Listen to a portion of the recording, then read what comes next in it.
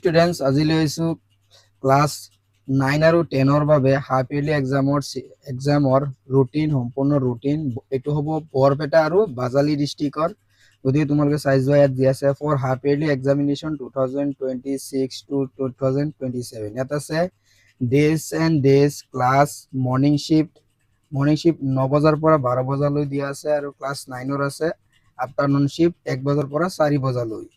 ইয়াত দিয়া আছে 19 ছেপ্টেম্বৰ 19 তাৰিখে 19/9/2026 শনিবাৰৰ পৰা হ'ব ক্লাছ 10 ৰ হ'ব আগবেলা হ'ব ইংলিছ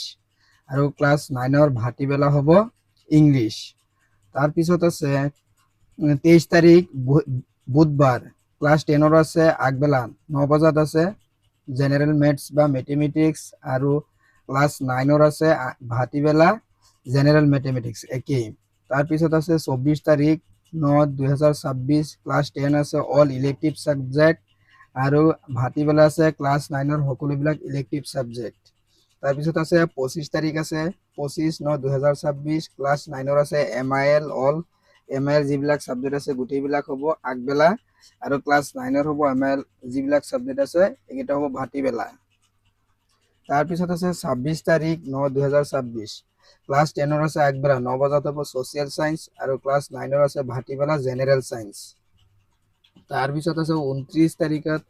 ক্লাছ 10 ৰ আছে আগবেলা আছে জেনাৰেল সায়েন্স আৰু ক্লাছ 9 ত ভাটিবেলা আছে সোশ্যাল সায়েন্স তাৰ পিছত আছে 30/9/2026 ক্লাছ 10 ৰ আছে আগবেলা প্ৰ্যাকটিক্যাল অল সাবজেক্ট আৰু ক্লাছ 9 ৰ আছে ভাটিবেলা প্ৰ্যাকটিক্যাল অল সাবজেক্ট গতিকে